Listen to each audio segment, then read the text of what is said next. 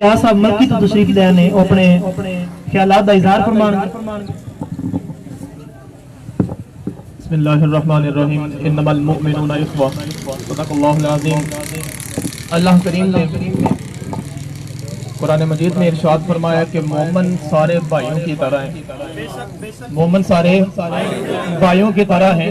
اور حضور نبی پاک علیہ الصلوۃ والسلام کا بھی ارشاد ہے کہ مسلمان مومن جسم واحد کی طرح ہیں. ایک جسم کی طرح سارے ہیں. اور اگر جسم کے ایک حصے کو ایک عضو کو کوئی تکلیف ہوتی ہے تو سارے اس درد کو محسوس کرتے ہیں. آپ نے مجھ سے قبل بڑے ہی اچھے بیانات سنے. حکم کے تعمیل میں چند گزارشات آپ سے کرنی ہے. احباب ذوقار، ہم نے ہر محلے میں ہر گاؤں میں یہ اعلان کیے بھی اور سنے بھی گئے کہ نماز جمعہ کے بعد فلسطین کے ساتھ اظہار یکجہتی کے لیے ریلیاں نکالی جائیں گی. اور ہمارا گمان یہ تھا کہ گاؤں امڈ آئیں گے، یہاں جگہ کم پڑ جائے گی، لیکن آپ کے سامنے سارا ماحول ہے. احباب ذوقار، حضور نبی پاک علیہ الصلوۃ والسلام نے تو ارشاد فرمایا تھا کہ تمام مومن ایک جسم واحد کی طرح ہیں. لیکن صاحب بڑے افسوس کے ساتھ یہ کہنا پڑے گا کہ ہمارے گاؤں بھی ایک جگہ پہ متفق ہو نہیں سکے.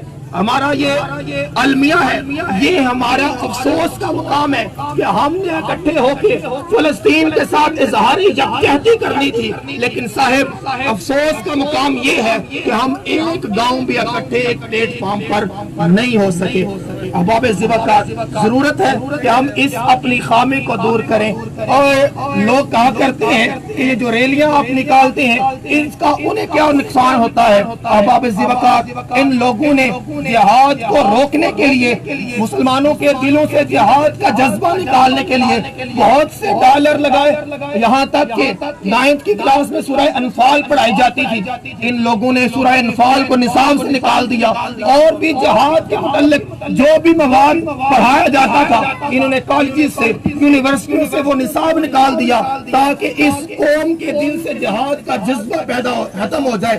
احباب ذوقار، آج ہم یہاں چوک پہ جب کھڑے ہو کر الجہاد الجہاد کے نعرے لگاتے ہیں تو یہ ایوان کفر بھی کام جاتے ہیں کہ ہمارے اربوں ڈالر جس کام کے لیے ہم لگا رہے تھے وہ سارے ناکام ہو رہے ہیں.